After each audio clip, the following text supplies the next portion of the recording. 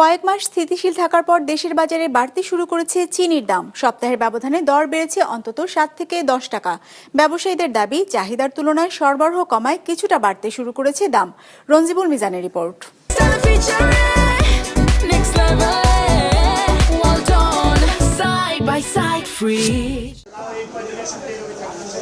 দেশের বাজারে কয়েক মাস স্থির ছিল চিনির দাম। বিক্রি হয়েছে 90 থেকে 95 টাকা কেজি দরে। তবে সপ্তাহের ব্যবধানে খোলা আর প্যাকেটজাত দুই ধরনের চিনির দাম বেড়েছে কেজিতে 7 থেকে 10 টাকা পর্যন্ত। বিক্রি হচ্ছে 100 থেকে 105 টাকা কেজি দরে। হঠাৎ দাম বাড়ার ফলে বাজারে সরবরাহ কমেছে চিনির। যে কোম্পানির কাছে রেগুলার মাল সবসময় টনে টন নিছি, তারা কোনো মালই দেয় না। তোমার সিটি গ্রুপ কোনো মাল দিতেছে না। ফ্রেশ কোম্পানি আমার কাছে মাল আগে সারত, কিন্তু তারা মাল আমার দিত, কিন্তু এখন চাইলেও তার কাছে পাইতেছি না। চিনি এখন অল্প অল্প দিচ্ছে, এর ভিতরে সরকার কিন্তু কোনো ঘোষণা দেয়নি যে চিনির দাম বাড়বে, কিন্তু ওরা কিন্তু 97 টাকা রেট দিচ্ছে, 102 টাকা ওরা কিন্তু গভর্নমেন্টের বাইরেই করছে, আমরা জানি না। সরকারি হিসেবে বছরে চিনির চাহিদা 20 থেকে 22 লাখ টনের মতো।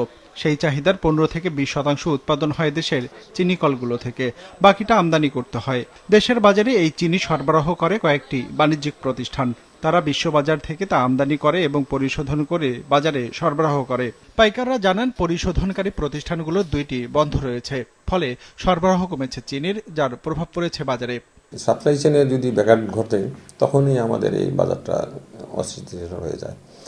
তো এখন সিটির যে সবচেয়ে বড় সাপ্লাই, যেটা সিটি গ্রুপ থেকে আসে, সেটাই 1 মাস যাবৎ বন্ধ। সে কারণে এই বাজারে একটু এর প্রভাবটা পড়ছে। আর একটা অল্টারনেটিভ আছে যে আমাদের যে রিফাইন সুগার যে বিদেশ থেকে আসে, সেটাকে এখনই আপনাদেরকে গভর্নমেন্টকে এটাকে পদক্ষেপ নিতে হবে যে রিফাইন এবং র সুগারের যে ডিউটি আছে সেটাকে সমান করে দিলে দেখবেন যে অনেক